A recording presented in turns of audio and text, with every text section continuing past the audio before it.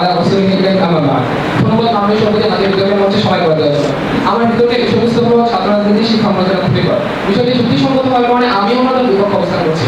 অর্থাৎ আমরা এটাই প্রমাণিত করব যে ছাত্র রাজনীতি শিক্ষা আলোচনা খুবই করে। মাননীয় সভাপতি আল্লাহ সাল্লাল্লাহু আলাইহি ওয়াসাল্লাম বলেছেন ইন্নাল বুআইসুন মুআল্লিমা, আমাদের শিক্ষক হিসেবে প্রেরণ করা হয়েছে। আর তার সংস্রবে যাচ্ছিল তারাই তার ছাত্র। আমরা সেটা অধ্যয়ন করে জানতে পারি তিনি তার ছাত্রদেরকে অর্থাৎ সাহাবীদেরকে ইলমিক শিক্ষা দেওয়ার পাশাপাশি হাতে কলমে রাজনৈতিক কৌশল শিখিয়েছেন। তিনি তাদের মাধ্যমে কখনো সাইডে আঘাত দিয়েছেন, আবার কখনো তাদেরকে সুনিযুক্তির জন্য পাঠিয়েছেন, আবার কখনো রাসূল নিজে না গিয়ে তাদেরকে বিচার করতে পাঠিয়েছেন। এই দ্বারা সুস্পষ্ট হয়ে যায় যে সাহাবীদের মাঝে রাজনীতি চর্চা ছিল।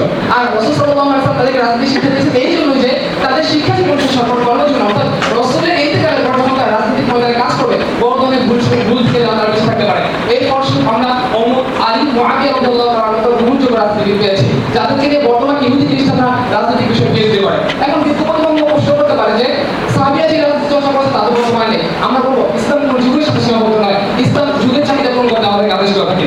মাননীয় সভাপতি রাসূল সাল্লাল্লাহু আলাইহি ওয়াসাল্লাম 7 বছর বয়সে ছেলেমেয়েকে নামাজ পড়তে এবং 10 বছর বয়সে নামাজ না পড়ার জন্য প্রহার করতে বলেছেন। কেন? আমরা তো জানি যে 13, 14 কিংবা 15 বছর বয়সে ছেলেদের মেয়েদের উপর নামাজ পড়া হয়। কেন বলেছেন? যেন ছেলেমেয়েরা ব্যক্তিগতভাবে নামাজ শিখতে পারে এবং প্রাপ্তবয়স্ক হওয়ার পরে নামাজ পড়ার কোনো ভুল না হয়। ঠিক এমনিভাবে রাজনৈতিক কর্মজীবনে রাজনীতি করা পড়বে, ছাত্র জীবনে রাজনীতি করা এগুলো ইসলামের দাবি। সুতরাং ইসলামের দাবিকে যে প্রতিপক্ষ সাব্যস্ত করতে যাবে তাতে ইমানই থাকবে না।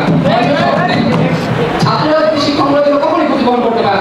বাংলাদেশের একজন গ্রহণযোগ্য ব্যক্তিত্ব যিনি ছাত্র রাজনীতি করেছেন, পাশাপাশি বাংলাদেশের কেন্দ্রীয় পরীক্ষাগুলোতে তিনি সাফল্যের কৃতিত্ব সাক্ষী করেছেন এবং বাংলাদেশের গ্রহণযোগ্য একজন রাজনীতিবিদ, আন্তর্জাতিক খ্যাতি সম্পন্ন ব্যক্তিত্ব। তিনি আগে অনেক আমাদের পান্ডু রহমান মাহমুদ হাফিজাহুল্লাহ তার রাজনীতি তো আমাদের জামিয়া রহমানিয়া বা ওপেন ইউনিভার্সিটিতে কোনো ক্ষতি প্রভাব পড়ে নাই। তাহলে কিসের বিরুদ্ধে বিজ্ঞাপন দাবি করেছে ছাত্র রাজনীতি শিক্ষা মর্যাদা লক্ষ্য। এমনিভাবে ইয়াহিয়া সিনওয়ার ইসমাইল হানিয়া সহ শত সহস্র শিক্ষার্থী ইউনিভার্সিটি অফ গাজীতে পড়ালেখা করেছেন এবং তাদের পড়ালেখার কারণে বিন্দু পরিমাণ ক্ষতি হয় শিক্ষা করে। আর এই তথ্য সূত্র হলো আল জাজিরা। এখন বিজ্ঞ কর্তৃপক্ষ সে দাবি করছে এর জবাবটা দিয়ে যাবে। আমার তো একটা বিখ্যাত কবিতা মনে পড়ে গেল, আম গাছে আম নেই ঢিল কেন মারো, যে বিজ্ঞ কর্তৃপক্ষ তোমাদের কাছে যুক্তি নেই, অযৌক্তিক কথা কেন বলো?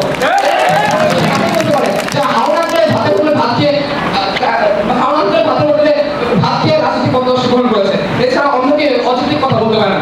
আন্তর্জাতিক রাজনৈতিক মতবাদরা বলে থাকেন যে ছাত্র রাজনীতিতে অর্জিত হয় রাজনৈতিক সচেতনতা, নেতৃত্ব দেওয়ার যোগ্যতা, নেতৃত্ব গঠনের সুযোগ, ব্যক্তিত্বের বিকাশ সাধন, জাতীয় সমস্যা সমাধান, রাজনৈতিক চেতনার বিকাশ, দেশের ঐক্যবদ্ধতা সৃষ্টি, স্বার্থ রক্ষা, যোগ্যতা, নৈতিকতা, দেশপ্রেমে ঐক্যবদ্ধতা এবং কি অঙ্গরাজ্যের সমতা, বৈষম্য দূর করা এবং নিজেদের দাবি পূরণ করার সুযোগ সুবিধা। মাননীয় সভাপতি এই উল্লেখিত কোনটি দাবি এবং অর্জন, এই অর্জনগুলোকে ছাত্ররাজনীতি ছাড়া অন্য কোনো পন্থা অর্জন করা সম্ভব এবং কি আমি বিগত কাছে প্রশ্ন করে যাচ্ছি এই প্রশ্নগুলোর উত্তর দিয়ে যাবেন যে এই গুণগুলো ছাত্ররাজনীতিতে কিভাবে প্রভাব ফেলে।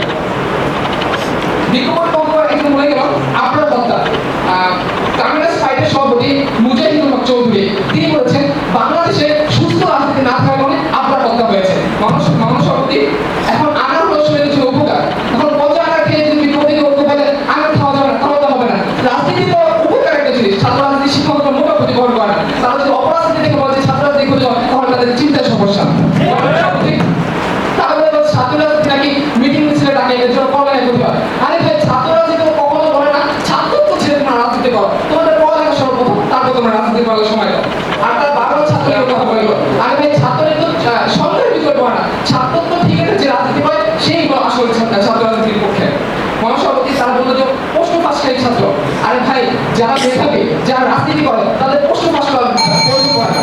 সর্বশেষ একটি কবিতা বলে আমি শেষ করবো, ছাত্র রাজনীতি শিক্ষায় আমাদেরকে দাঁড়াতে অন্যায়ের বিরুদ্ধে রুখে দাঁড়াতে। শিক্ষা শুধু বইয়ের পাতায় নয়, ছাত্র রাজনীতির হাত ধরে হবে খেলাফতের জয় ইনশাআল্লাহ।